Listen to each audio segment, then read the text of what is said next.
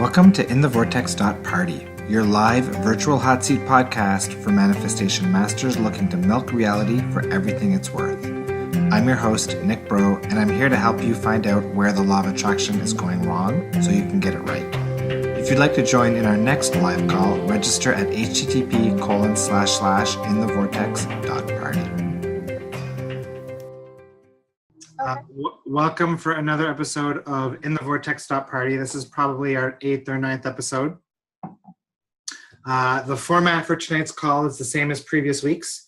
So we're going to start off with maybe 10, 15 minutes talking about the call topic. Tonight's topic is around crushing limiting beliefs, in particular subconscious beliefs. And then we're going to switch over to the Q&A. For the Q&A, you guys can ask questions about tonight's topic, about anything about law of attraction in general, talk about where you're stuck and where you need help. So we're going to kind of let the crowd dictate the energy and the flow of the conversation. If you do have a question during the Q&A, there's typically a hands up button somewhere on your screen.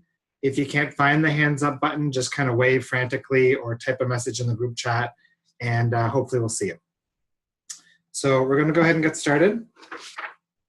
Now, in the world of law of attraction, there's really two main sources of resistance, right? One is emotions, and second is the beliefs/thought patterns. Now, up to this point, we've mostly talked about emotions because that's the missing puzzle piece for most people. But tonight we're going to explore, the other side of the coin, which is the beliefs. And in particular, the subconscious beliefs, because it's really the subconscious beliefs that are causing the problems and are keeping people stuck. So there's two types of beliefs, conscious and subconscious. Conscious beliefs are the ones that you guys are already aware of. And when you talk about limiting beliefs, it's the types of beliefs that usually come to mind, right? So stuff like, am I good enough to make the team? Beliefs like money's hard to earn. Beliefs like, I'm just not going to get that job, or I'm not good enough. And these types of beliefs get in the way, not so much in terms of flow or resistance, but it's more around the line of convincibility factor. So when you're trying to manifest something, the closer you are to a state of knowing, the more you're going to be in vibrational alignment with manifesting that desire. Right? So if you're 100% convinced that you're going to go to the mall and that the pair of boots that you want to purchase are going to be half price, they're going to be half price. Right? So this is that pure state of knowingness, and that knowingness happens once your convincibility factor is at 100%. Okay? So that's conscious beliefs, but tonight we're really going to focus on the subconscious beliefs, because that's really the important aspect around beliefs. So the best way to understand subconscious beliefs and how they impact us is basically through examples. So, for example, in relationships, if you've had a past trauma, then there's a good chance that you feel like you're not going to be safe in a relationship.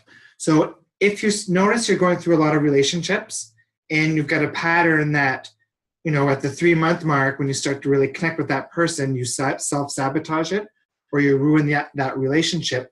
Most people don't know why they're doing that, right? And those are subconscious beliefs that often it's around not feeling safe, right? So some people might not feel safe because they might feel like if they're in a relationship, they're going to be controlled, right? If they're in a relationship, they're going to be cheated on.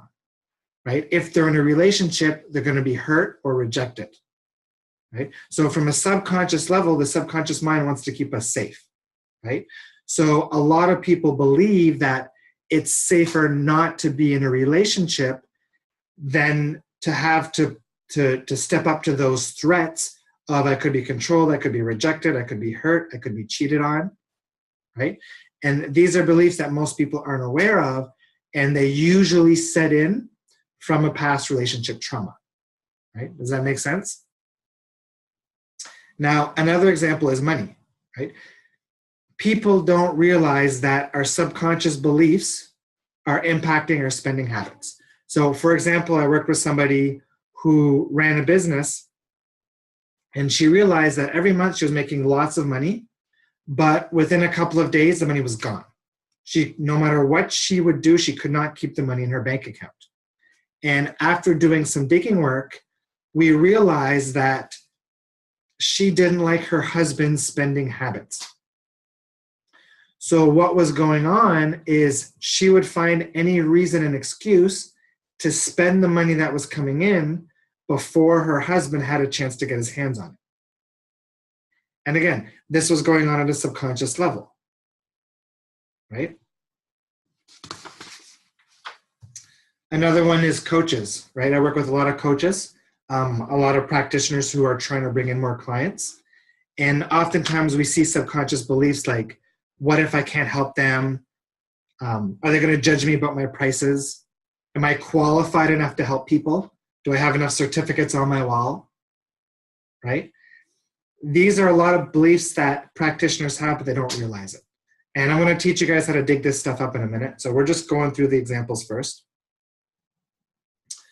Now, one of my favorites is that subconscious beliefs also impact your ability to clear emotions and to process emotions. And often tapping with the practitioner, you'll be digging in through the emotions and you'll notice that an emotion won't go down anymore, right? And usually when that happens, there's a fear that it's not safe to let go of that emotion.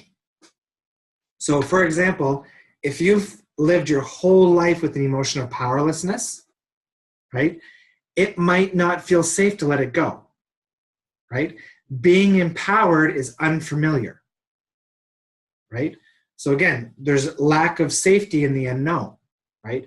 So if you're so used to drawing in and being powerless, letting go of it might be scary for you, right? Same thing with the feeling of freedom, right? If you've never felt that feeling of freedom, there could be a subconscious belief that the world is dangerous, right? So if you've grown up with very anxious parents who are always trying to shelter you and protect you, then that fear that the world is dangerous might have set in at a subconscious level, right? That makes the feeling of freedom scary, right? So it makes it hard to let go of that feeling of stuckness because you feel more safe if you're stuck, right? And another example just around being happy. Some people believe it's not safe to be happy.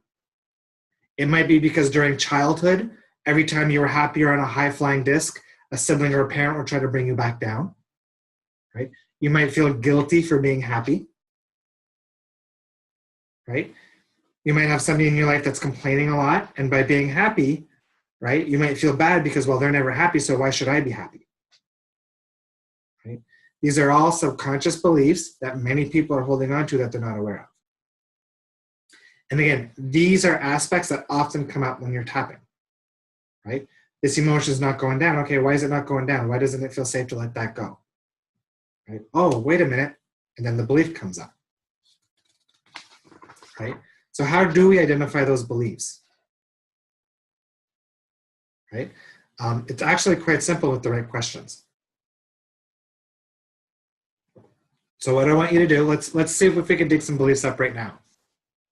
So take a few seconds and identify a desire, whether it be, relationships, having, a big wait list of clients, maybe $1 million in your bank account, and ask yourself, if I had that desire now, right? If it manifested right now and I had that desire, what's the worst thing that could happen? Right? What's the worst thing that could happen if that was here right now? Or how does it feel unsafe?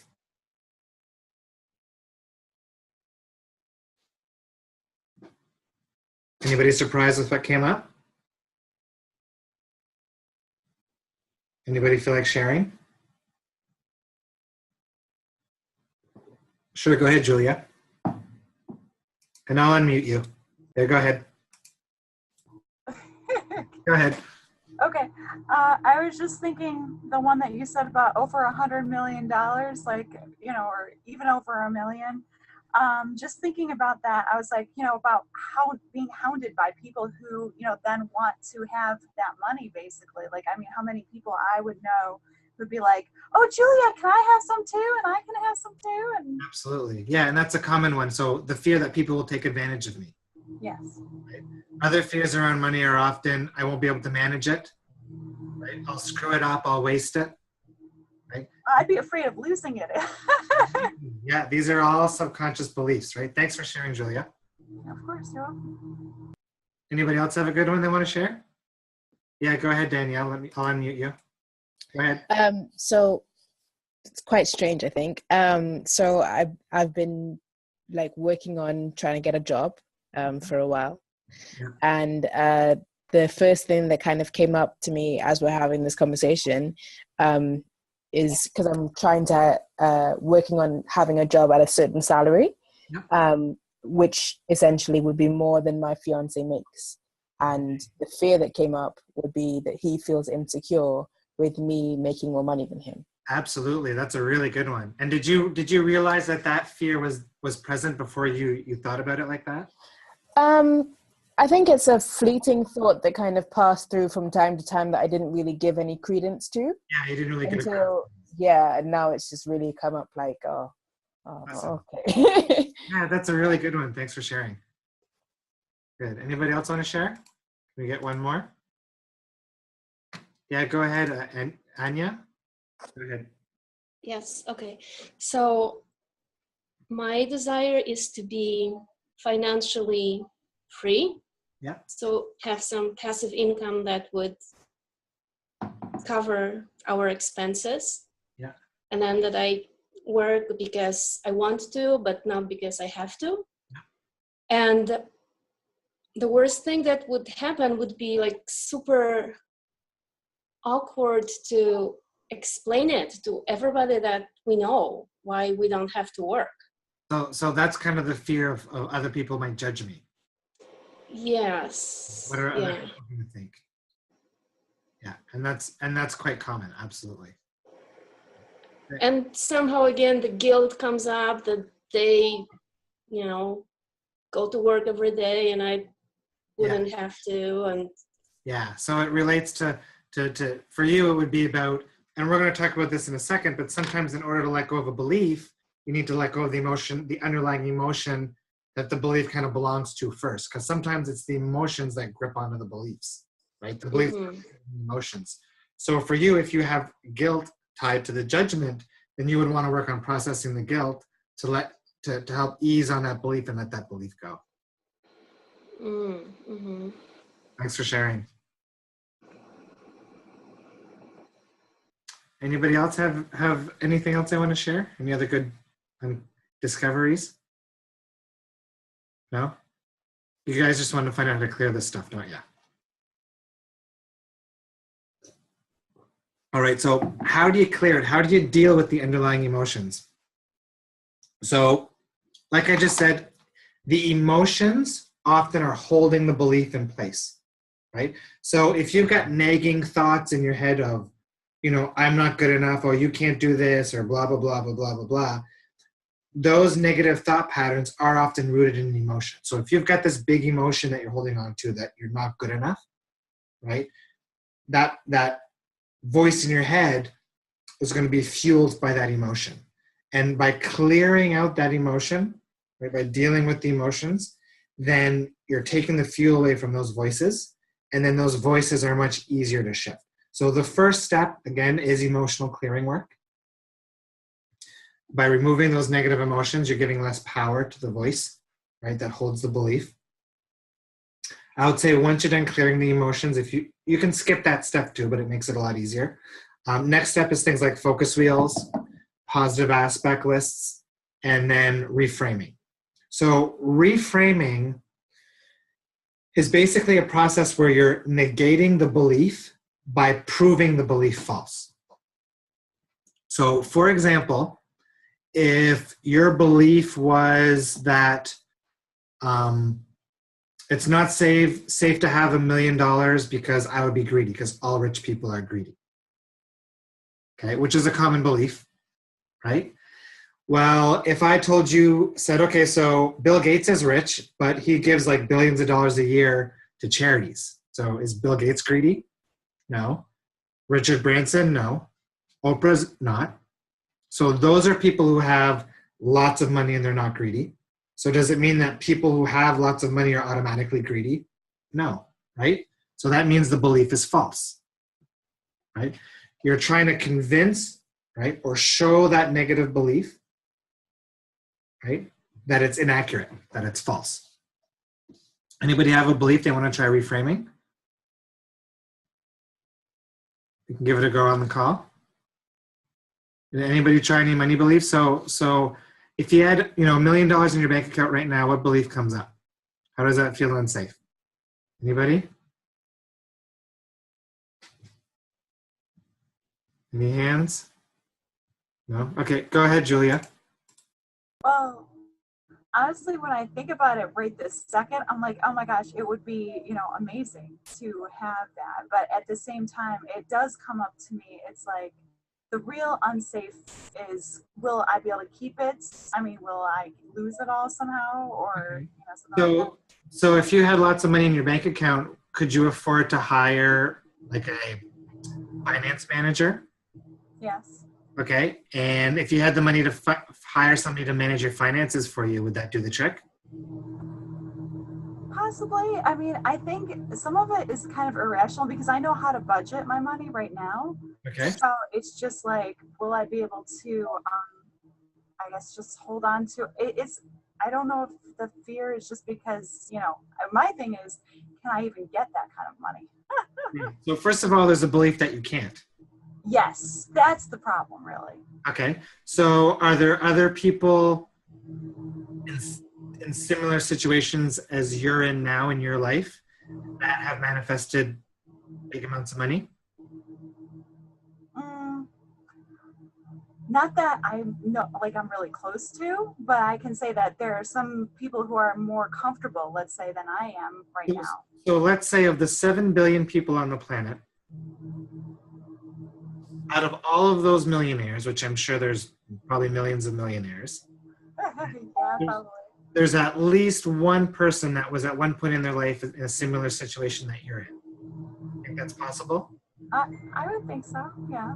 So if it happened for one person, does it mean it could happen for anybody? I would hope so, yes. Okay. And do you believe in law of attraction? Yeah, I mean, I've seen it. It seems like it works sometimes. I mean, I'll never forget the one story about the woman who won the lottery even. She was saying that she was going to win. She was going to win, and she won. Okay. So would you agree that winning the lottery is just a matter of being a vibrational match to it? Yeah, I guess I could. Okay. And is it at all possible that you could somehow become a vibrational match? I would love that to happen, yes. Okay. Or do you think the universe said, that Nick guy, we're going to let him win the lottery and we're going to let him have millions of dollars, but that Julia girl, nah, not for her. Understood that? Well, it's hard to, it's still, I don't know what the limiting belief is, that it's still hard to imagine for it to happen to me. I can imagine it happening to you. It's easier for me to believe it happening to you than it is for me to believe it happens to me. And to me, that's a sign that there might be underlying emotions around, worthiness or something else there that's holding that in place. Right? That would require probably some more digging work to identify. So probably like the whole perfectionism, like I have to meet this certain standard before I can. Also, I have to be perfect in order to manifest money. That's kind of like how it seems like for me in a way. Okay, yeah. So would you say that out of all the people that have manifested $1 million, that they're all perfect? No. No. Okay. So does that mean you have to be perfect to manifest $1 million? No. Okay. Just checking. I just need that. I guess I need to make sure to write that down. You don't have to be perfect to get financial success. Absolutely. Yeah. Absolutely. Good. Thanks for sharing. Of course. Anybody else want to try some reframing? You guys are quiet tonight. Oh, I see a hand up. Go ahead, Katie.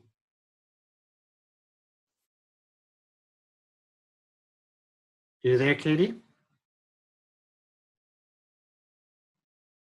you're trying to talk, we can't hear you.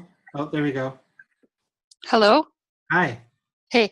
Yeah, I had it in the chat. Sorry, it was loud where I was, so I had my hand up before. But anyway, mine was, and I've uncovered it, but I'm just still doing work around it as far as changing my perspective on it. But it's basically comes down to fearing the loss of meaningful relationships, whether it's family and friends, because they view me in a different way. For me, if when I become a millionaire or create a large amount of abundance, and yeah, I guess it's the fear of abandonment or loneliness, because I wouldn't be seen as just myself. It would be associated with a large amount of money.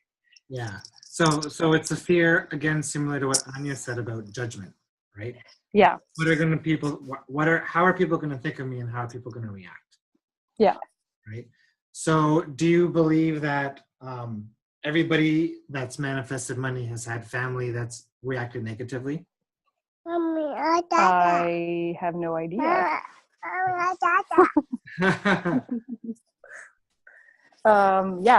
I don't, probably not. No, I mean, that they've lost friends and family. No, maybe not. And so, you believe in law of attraction. Yes. You believe that everybody's on their path. Yep. And do you believe that contrast serves us? Absolutely. Okay. So can you trust that even if you receiving money creates a contrasting situation for other people, that it still serves them? Yes. And can you trust that if it brings up contrasting situations for you, that it serves you as well? Yes. I guess what comes to mind is if I were to, so if I'm in a situation and I have all this money and I have, if I'm going through a conflict or something and I go to a friend or family member and I'm venting or expressing where I'm at, because it, to vent and move past it or whatever, just going through some struggle or something. Yeah. And they kind of perceive it as well, you have all this money, you have it so easy. What do you even have to complain about? And maybe it's just my perspective of my immediate family. Yeah. So it's around, how's my immediate family going to treat me? Basically. Yeah. What's their reaction going to be? Right. And for you, there's an automatic assumption that it would be negative, and that probably comes from past experiences. Yes. So I would start with some emotional clearing around the negative emotions that come up around it. Because once the negative emotions are cleared up, then the fear won't be as strong. Right. Does that make sense? Yeah. Yeah, because it's the negative emotions that are fueling the fear. Yeah, that makes sense. Yeah, because once the emotions aren't there, then you'll be more detached from the reactions. Right. Yeah, I'm getting there. I can feel the shifts slowly, but I mean, even just acknowledging the fact that that's where it's coming from was really good. But totally. Yeah, it stems from this fear of my, personal circle getting smaller. Absolutely. So it's and it's crazy because then it's okay, so I'm shrinking myself. Yeah. And holding myself back just so that I keep my relationships that probably wouldn't be affected in the greater picture anyway. Yeah, and remind yourself that's still that's a picture that your conscious mind is painting. But from a law of attraction standpoint, the people you associate with and the people you connect with and hang out with and the way people respond to you is still vibrational. Right, that's right. And receiving, $1 million or $10 million isn't going to shift your vibration, at least not right away. So it depends on how you respond to it. So let's say that right now my vibration is at a place where things are really well with my friends and I receive $1 million. Tomorrow morning, my vibration is not going to shift overnight in terms of how I perceive or how my friends are being reflected back to me. Does that make sense? Yeah, I see. Okay. Still there? Yeah, sorry, it was muted for some. Yeah, so does that make sense? Yes, that totally makes sense. Absolutely. Perfect. Okay, good. Yeah, good share. Thanks, Nick. And super common stuff too. Go ahead, Anya. I saw that you had your hand up too.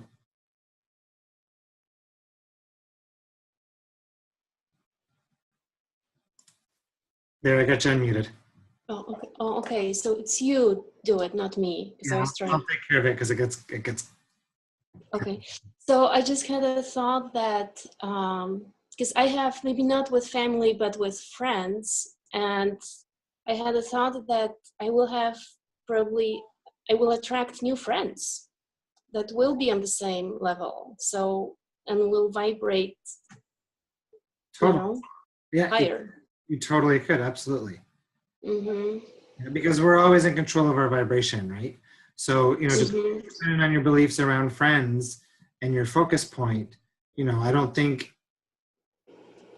I don't see to, I don't think that your vibration is going to shift immediately if you manifest a bunch of money. Mm-hmm. In terms of your relationship with friends, it's got to be something long-standing in your attraction point, or a situation could. No, see, the situation doesn't come first. The vibration comes before the circumstance. So if you stay strong in your vibration, then your friend situation shouldn't change. But yeah, you could always attract new friends too. Mm-hmm. So I'm kind of finding now that there's less and less stuff that I can share because my friends just don't get it anymore. Yeah, and that's common with the Abraham Hicks crowd, is because it's known for being on the leading edge, right? Mm. So for us, we live in a fairly small community, and we do have a few friends that we connect with on a vibrational level, but we connect with way more people when we're traveling to the cruises or to the Boston event or Mm-hmm. events, when it's people who are living that high vibe lifestyle.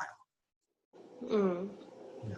Mm-hmm. Well, that makes sense for sure. But it doesn't mean that you can't attract people locally, right? So the fact that you don't think there's people that vibrate at the same vibration as you that you can hang out with locally, that's a limiting belief too. Mm. Mm-hmm. Because I live in a very small community too, and it's all rural and yeah. Mm-hmm. Totally. And what I would do is, if you're looking to manifest more of those people, start noticing the aspects of the people around you that you feel match the criteria of what you're looking for in friends, right? Mm-hmm. If you've got one friend that you can talk about this stuff with, well, just because there's one, maybe it means that there's more, right? Mm-hmm. If you focus on the aspects of the people that talk about some of these topics, then they might start opening up to the other topics too. Right? So luckily, I really don't. It's just my husband. Yeah. So No, but yeah. how big is your community? Well, yeah. The town is like 7,000 people, but we live close to Madison, which is the capital of Wisconsin. Yeah. And are there sometimes possibly more people that move into the town? Yeah. Yes. Yes. Yes. And is it possible that? Yeah. Everything is possible. I know. Perfect. Okay. Just a reminder, right? So for you, Mhm. it's a belief, right? If the belief is stronger that those people won't show up, then your convincibility factor is low. Right? Yeah. Every day, if you remind yourself that people move, and no matter what, if you're vibrational to those people showing up, then those people have to show up. Mm-hmm. Make sense? Yes. Good. Okay, so that's all that I've got for tonight in terms of tonight's topic. We're going to jump into the Q&A. So again, you can ask questions around tonight's topic. You can ask any general question about LOA, talk about where you're stuck, and we'll just see where things go. Now, the software has changed a little bit, so it's a bit harder to see the hands coming up. So I'll try to look out for waves or just type something in the chat window. So Gabby, you had your hand up first, so you go ahead first. How you doing? Oh, I'm all right. Good. Do you know what just came up for me? Continuing that money thing. Yeah. That if I had a lot of money, all of a sudden that I don't deserve it because I haven't worked hard enough for it. Yeah, that's common, very common as well. Yeah, so that's interesting. So do you think other people have earned more money for less work? For sure. Okay, and do they deserve the money? Yes, they do. But I guess I'm comparing myself to the people I know and the people around me. Okay. Yeah. And do they have the same level of conscious awareness that you have in terms of law of attraction? Obviously not. I don't know.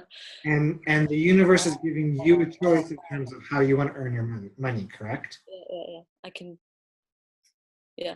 So if you want it, you have at a vibrational level, you have the option to earn lots of money easily, or earn lots of money through hard work, or earn no money at all. It's your choice. You're making that choice at a vibrational level.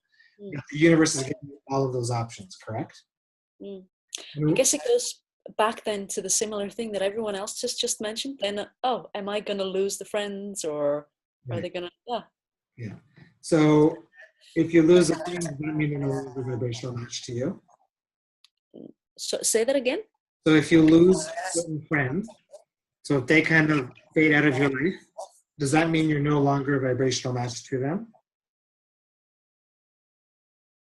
Yes. Yes, Right. correct. And does that mean that because you're not a vibrational match to them, that you can attract new people that are a better vibrational match to you? No. Correct. Mm. So how does that feel? Yeah. Does it It's. feel?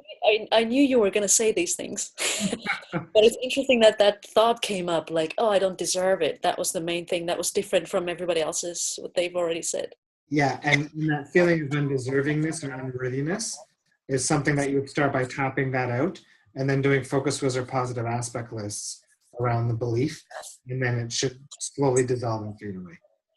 Ah, unworthiness. Is that something that we touched upon, self-value in our short call? Yeah, it's like it's kind of deservingness too, right? I'm not doing enough to deserve this money. Yeah, and I guess that's the same that we talked about with other things as well, With the digging work, with the dominant with negative. jobs and relationships. Ah, Yeah. okay. So you can see it always comes back to the same dominant negative So emotion. the same thing. Good, thanks for sharing. Cool, thanks. Okay, any more hands? Go ahead, Julia. So, first of all, just because you just mentioned it, the positive aspect list, what exactly is that referring to, the positive aspect list? So it's kind of like doing a gratitude list or an appreciation list focused on a specific topic. So Okay. you're looking to shift your vibration from stuckness to freedom Okay, right. in maybe 10, 15 minutes a day, pen on paper, writing about things in your current life that bring up the feeling of freedom. So things that really make me feel free. Yes, We're exactly. looking for. So I've got a day off, I've got the freedom to do whatever I want today. I have the freedom to call up my friend and go hang out with my friend. I've got the freedom to sit here and read my book all day if I want. So things that really bring up that feeling of freedom. And then if you're having things that are blocking you, like for example, like there's so much I have to get done. I mean, I'm just like running myself ragged because there's like too much to do and not enough time to do it in. So how do you free yourself from stuff like that? So if we're talking about being in that emotion of freedom, and those things pull you away from the feeling of freedom, Right. I would say keep your focus off of those things. Okay. Right? So Abraham calls it, don't be a sloppy thinker. Right? So it's about learning to control your emotional state by controlling where you're putting your focus point. Okay. And that doesn't necessarily mean to ignore those things you have to do. But Right. if it's 9 a.m. and you don't have to do those things till 3 o'clock, then don't put any focus on them. Right. Make sense? And then the other thing is, like, if you are leaving yourself open to possibilities, like I want to be writing the book about my grandmother. So, I mean, and I don't know if it's going to be $1 million seller. I mean, are we basically saying that we need to vibrate on that frequency to like bring ourselves that success for everything, or do we just leave it open? That could be quite a long conversation. Okay. It's about intent setting. It's about making sure there's no resistance around your ability to sell the book, people wanting the book. So there's different things to look at there for sure. Yeah. But the key aspect around that is write the book for the enjoyment and the excitement and the fun of writing the book with no strings attached. Okay. Make sense? Mm-hmm. Some good questions. All right, next questions. Not seeing any hands up. Oh, okay. Go ahead, Danielle. So in kind of what we've been speaking about, I've kind of put down the list of all the things that I was, in my life that I've kind of been looking at. And I think the underlying thread for all of them at this point is unworthy because it hasn't happened yet. Okay. So that's interesting. So there's the feeling of unworthiness, and Yeah. it's Like I've justified in my head, it hasn't happened clearly because you're not worthy. right. So do you think everything that you're meant to or want to experience in life should have happened by now? No. Okay. So because those things haven't happened yet, does that make you unworthy? No. Okay. So do you want to let your mind know that? Interesting. Yeah. Cool. But you may find that belief may come back and try to be repetitive. So Yeah. reminded of what I just said, and by doing emotional clearing work around that feeling of unworthiness, Yeah. it'll give that voice less power over you. And over time, it'll go away if you keep reminding it what I just told you. Okay. I'm going to write that down. Thanks. Good question. Go ahead, Anya. I think I saw you had your hand up. Me? Yeah, go ahead. Okay, what was it about? Oh yes. Okay, so I am I'm doing the morning practice, Yeah. and like for a month going, and it feels great. Good. However, I internally somehow feel like a chore to write. So I do yoga, I meditate, I read, but I'm not writing. Okay. And I kind of want to write, but my thinking is not like it's an easy thing to do. So any advice on that? So is it writing in general or doing those specific tasks that feel like homework? No, doing those specific tasks. Okay. And if you sat down and just wrote the word ease over and over again for a minute, how would that feel? Awesome. Okay, so I would start with that. So Okay. start writing the word ease, feel the feeling of ease as you're writing, and then see if you transition to something else. So keep writing whatever wants to flow after that. Okay. So because I wanted to do like appreciation lists, and you say like 10 to 15 minutes, and I do it in my head. Yeah. And I look like at everything, I have around my house, and it's like I'm so appreciative for all the people who made these things, but I'm not writing it because I like, okay, so like, do I write everything? Do I write about So like I'm lost what to write about, I guess. I don't know. The purpose of the exercise is really to get you to tune into the emotion of appreciation and satisfaction. Right? So if you're doing that without necessarily writing things down, then I think it's still good. Oh. Right? So a lot of people, if they're not writing it, they're not absorbing and they're not feeling it. So for example, I always tell people to always do it with pen and paper, not a computer, because typing on a laptop is a subconscious process, right? So you can type and you can think about other things at the same time. At least some people can, or most people. So when you're typing on a laptop, you're not feeling out what you're writing down energetically in the same way as taking a pen and focusing on every word that you need to write. That makes sense? So for you, you just might be the type of person that if you're sitting and meditating and you're really tuning in at an emotional level, it might be enough. Oh, okay. So, okay. Because it's the same with like when I go for a walk and I just appreciate and I have tears in my eyes because everything is, gloomy and raining, but so beautiful. Okay. So I would say Okay. you're doing a great job and you don't have to worry about it then. Okay, good. Thank you. Good Awesome. question. But Oh, sorry. Go ahead. Say that again. Sorry. I will do the ease words, see how it goes. Perfect. I have this nice notebook from Cancun and it's empty. That's something that I do quite often. I'll just write the word ease over and over again, the word abundance, whatever. Mhm. And that's something that Esther does, I think, quite often as well. Okay. Good. Thanks for sharing. Okay. Any more questions? Oh, Andrea. Go ahead, Andrea. Okie dokie. Oh, hi. I haven't seen you since last year. Yeah, it's true. It's been a couple of weeks. I know. Happy New Year, everybody. Okay, so not as much of a question that I have as I remember in one of Abraham's audios, because I keep hearing this in tonight's call and in all of the other calls, and it's something that I felt too, about this whole belief crap thing of that we're either worthy or not. When Abraham talks about law of attraction, Yep. specifically, because it's nothing is based on worth, that law of attraction is just a universal law, and it's working all the time. In our favor, not in our favor, but it's constantly working. Absolutely. So I was thinking maybe we should talk just a little bit more about.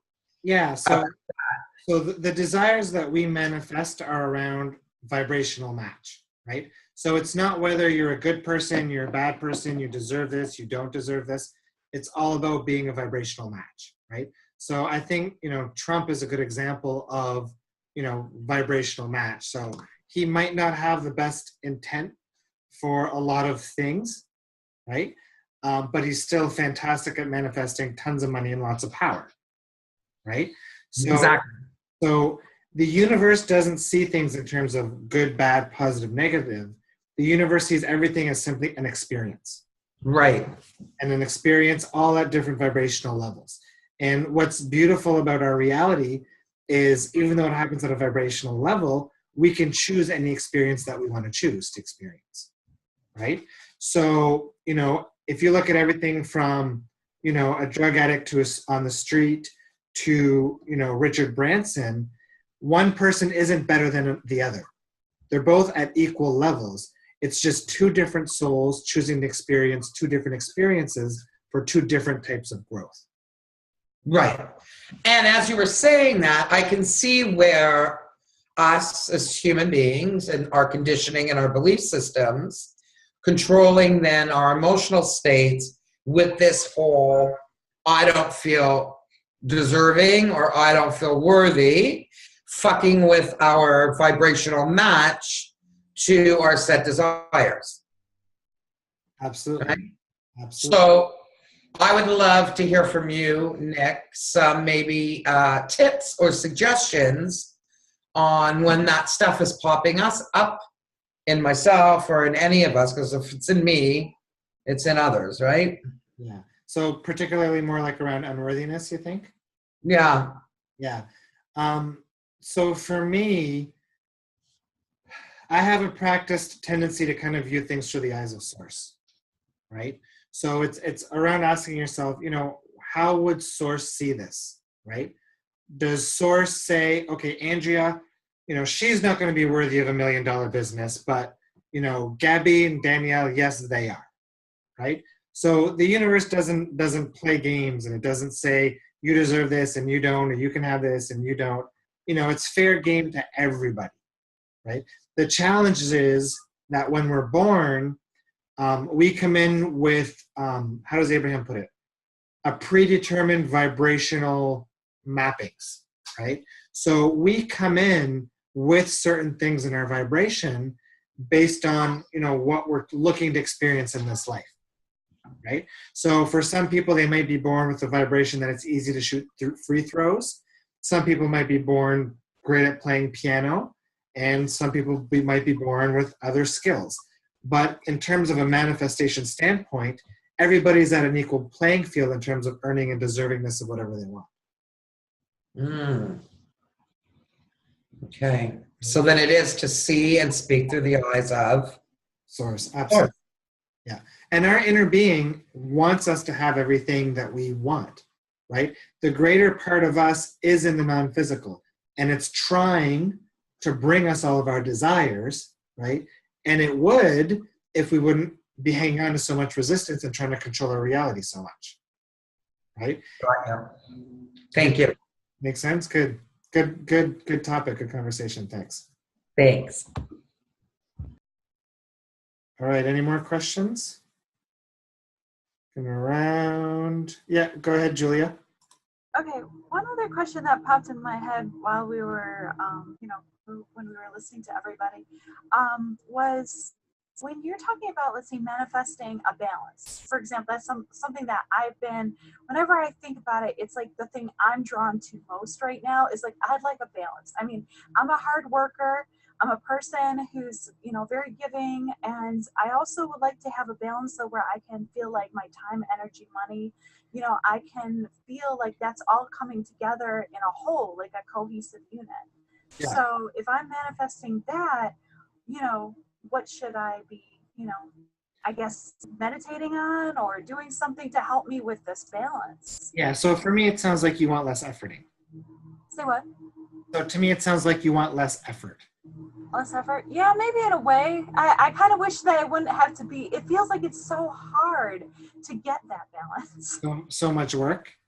Exactly. Yeah. So for me, there's a clear separation for me between what I called my old life, which was pre-2012, and my new life. So in my old life, I worked in tech startups, probably averaged 50 hours a week, made a close to six-figure salary, and eventually got a multi-million-dollar payout.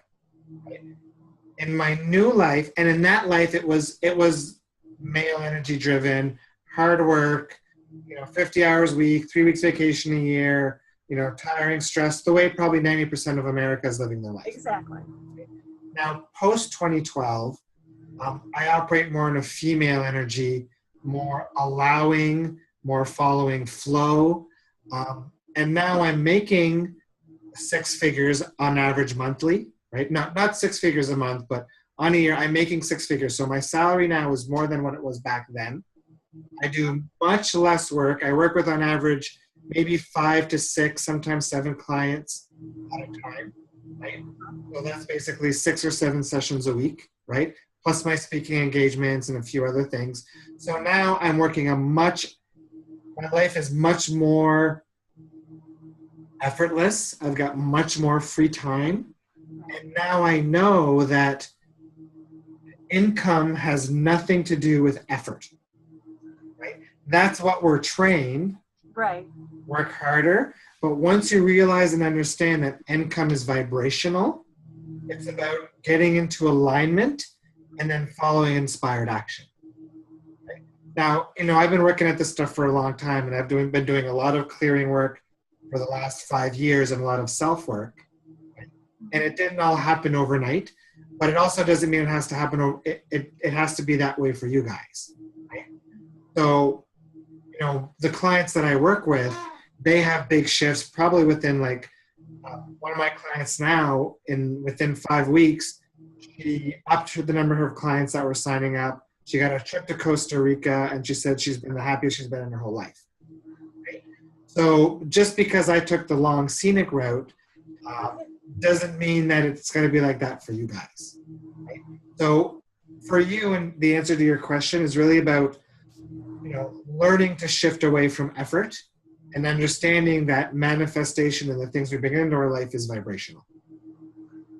I guess I just still feel like it's so, like, when I think about like the vibrational thing and getting into alignment, I'm still like, okay, so does that mean I'm just like expecting just miracles to happen tomorrow? Like tomorrow I'm just going to get a big payout, or what is exactly? I would say your first step is maybe spend, I don't know, a few weeks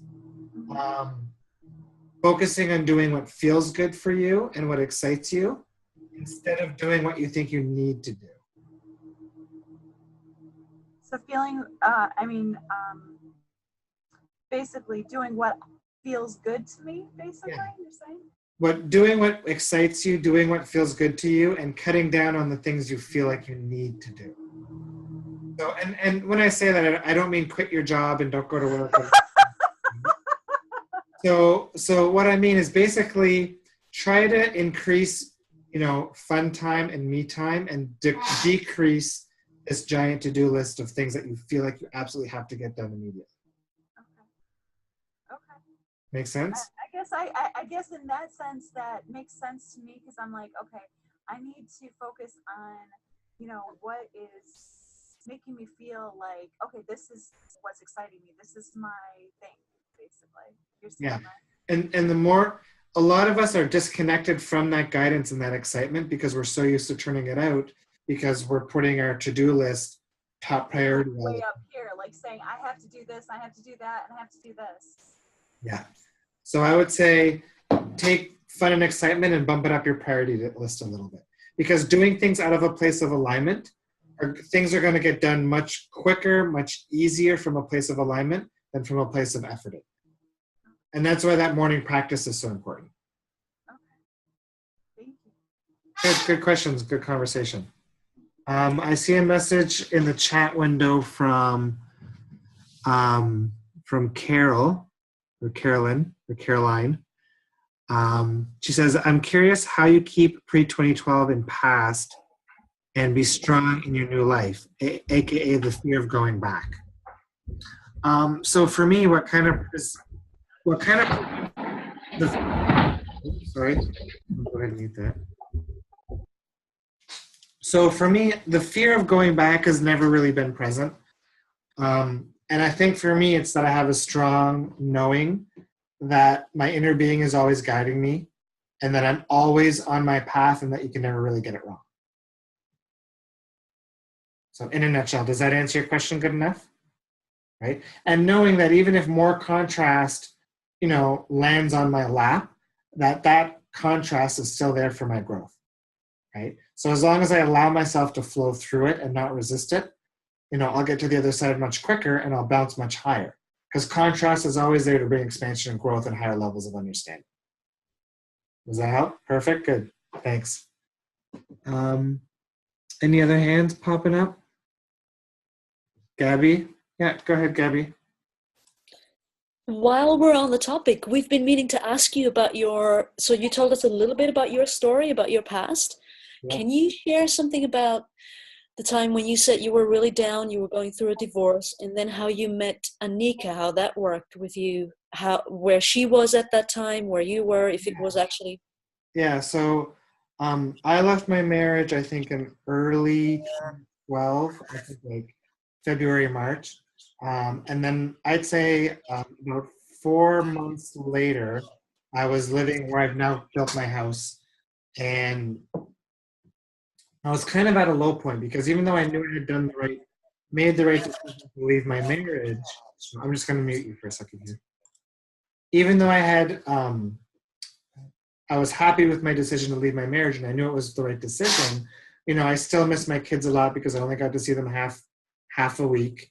And I was kind of at like an all-time low. And I said, okay, universe, show me a sign that, things are going to be okay. So a couple of hours later, I completely forgot that I'd done that. Had to go into town. And when I go into town, I always follow the coastal drive down along the ocean. But my intuition was kicking in. The intuition was saying, take the highway, take the highway, take the highway. And I normally wouldn't take the highway, but it was persistent. So I turned down the street, I merged down on the highway, and as soon as I merged, I looked forward and I noticed the license plate on the car in front of me said, Trust God. And when I saw that, to me, the realization was that if the universe can answer me like that, if it can create such a fine-grained experience, then who am I to doubt anything that I'm experiencing, right? Because obviously everything that I'm experiencing must come from some, higher source of, something, right? So it was at that moment that I really just let go of trying to control my experiences and my reality and just flowed with what was going on and worked on feeling good. And it was a couple of months later that I met Anik. And, most people know the synchronicities, but her and I both share the same name. So Nick, Anik, both our sets of parents call us Nick. When we met, we were both driving Subaru Foresters. We still both drive Foresters. And a few months after we started dating, we noticed we were doing our paperwork at the same time for our divorce. And we had realized that we had both left our marriages on about the same day, right? So that experience came, after that big release of trust into the universe, letting go. And the other key thing that I mentioned is that neither one of us were looking for a relationship in any way at that time, right? We were both working on ourselves, working on making ourselves happy. And so there was really no resistance there in terms of being desperate or needing or looking for somebody to be with, which is common when people are looking for relationships. Does that answer your question pretty good, Gabby? Is that what you're looking for? Yeah, so that means that when you two met, you were not, because you said you were at an all-time low point, and then you started working your way up. Correct. Yeah. But you weren't down there anymore. You were somewhere maybe in the middle, but working on yourself, which is what she did as well. So you were both moving in the same direction? Yeah, I mean, we were definitely a vibrational match. And I would say, yeah, we were both doing really well. It was the tail end. We met like on a Sunday night, and that was on the second day of a workshop that I was in, where I was feeling really good, and I think she was feeling really good too. So things just aligned. The only thing that's missing is that for me, most things that happened for me happen in very synchronous ways, and we just met through a friend. So everybody asks how we met, and it's always a boring answer that we met through a friend. So. Yeah, so does that answer your question pretty good? Yeah, in a way, because I was just wondering if if you have someone in mind, or a kind of this dream person that you have in your vortex, do you have to be feeling in an amazing place to be able to be there, for both of you to meet even? I would say no. So as long as you're a vibrational match to that person and you're a place of no resistance, and that person can show up, right? But what I would also say, if you're in a place of high alignment, then it's easier for your inner being to guide you to that person. Does that make sense? So for example, if you're really low and you're walking down the street, and that perfect match for you is in the store that you're walking by, and your intuition's yelling, go in the store, go in the store. You're busy and you're present and you're on your phone and you're feeling really moody and you're not tuned in, then you're not going to get that intuitive sense, and you're not going to go in the store. Okay. So there's two aspects to manifestation. One is the vibrational match to the desire, which is irrelevant to how happy you are. And then there's your level of happiness. So the happier you are, the more you enjoy, the more the synchronicities are going to happen, and the more you're going to be in tune. Right? So manifestation will happen regardless. I mean, when you're down here, you're still manifesting things. Even though they're probably things you don't want to have happen, you're still manifesting. Yeah, because I'm always wondering, do I have to have this amazing, perfect person in my vortex? And I'm always thinking, oh, I'm maybe not there yet, or do I have to, this person will only come when I'm not there. And I think that's what came up in our call too, in our digging call, was this feeling of I'm not there yet. Yeah. Remember? I'm not where I want to be yet, I guess, is the... Yeah, and you need to shift. So that's similar to being in the vibration of it's coming, right? And if you're in the vibration of it's coming, you're going to be stuck in this perpetual cycle that it's coming. You want to get into a place where you feel like it's here, right? And the way Abraham describes it from an inner being standpoint is, if a desire is in your vortex, it already exists. Right? You just need to line up with it. So that person that you're looking to manifest, they already exist. They're there. They're around you. Good. You just need to allow it by letting it go. You don't have to do anything to attract them. By letting it go, okay. Right? So accept that you're exactly where you need to be to manifest them, and just get excited for them to show up. Don't let that voice say you're not ready yet, or you're not doing something, or you're not in alignment, or blah blah blah blah blah blah blah. Put You're that not good enough yet. Yeah, you're not good enough yet. Blah. Okay. Everything is already perfect. Okay. I am perfect the way I am. Everybody's perfect. It's only the ego mind tries to convince us that we're not. Okay. Thanks for reminding me. Good. Okay, we got time for one last question. And I see mostly quiet. I see Julia waving her hand again. Go ahead, Julia. Oh, sorry, you're muted. Just 1 second. Oh. Go ahead. And I'm so sorry. Who was just speaking? That was Gabby. Gabby. Hi, Gabby. Okay, you just brought up something. Thank you. I just was wondering, because when we're talking about manifesting, right? And lists, right? For somebody we really want. Like, I know now, after some really bad relationships, what I don't want. That's good. The first You got to know what you don't want before you can know what you do want. So that's good. Right. So I'm like, okay, I know I want a man who's a builder, and I know I want a man who's going to help me build things, and including like, I mean, for example, I have a dream about my house, which is over 100 years old, and I just, if I write all that stuff down, am I limiting though Yeah, and that's a common misconception. So write down as much as you can in as much detail as you can. To give you an example, before Anik and I met, somebody told her to make a list of 50 things that she wanted in a partner, and that's what she did, and I matched 48 out of the 50 things. Oh my gosh. And I've given similar exercises to other people. So like one of my friends needed to manifest a place to live, and he wrote 16 things down on his list for his new apartment, and he matched 15 out of the 16. And the only one that didn't match was that he asked that it would be free. So yeah, don't be afraid to be specific. When you're specific, you're not limiting the universe's ability to bring that stuff to you. Okay, because that was one of the things I was concerned about. I'm like, if I list all the things I want, does that, Yeah, it's actually better to be specific, because I think it builds more momentum and there's more energy in it. Okay. Yeah. Abraham says, if it doesn't feel good to think about it, stay general. And if thinking about the little details of it feels good, then go into the details of it. Okay. Yeah. For me, that's important that he's a builder.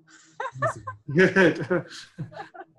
All right. Another good question. So I think that's it for tonight. Anybody else have any last short, quick questions? No hands, no arms. Good. Okay. So let's wrap it up for tonight. Thanks for joining us, everybody. Another good call. The recording. Thank you. You're welcome. The recording should be up within a couple of days. If you haven't claimed your Vortex Party welcome gift in the Facebook group, I recommend doing that sooner than later, because the calls are adding up. I think there's been about 40 some requests so far. So get your request in sooner than later. And if you have any other questions over the next couple of days about this call or anything else, just post a message in the Facebook group. So thanks again, and I'll see you all next time. That's it for today's episode. Thanks for listening, and much appreciation for everyone who jumped in on the call. If you want to participate in future calls, suggest a call topic, or be notified of our next episode, be sure to subscribe at http://InTheVortex.Party, or come hang out in our InTheVortex.Party Facebook group. If you enjoyed this podcast, feel free to leave a review or click the share button to share with others.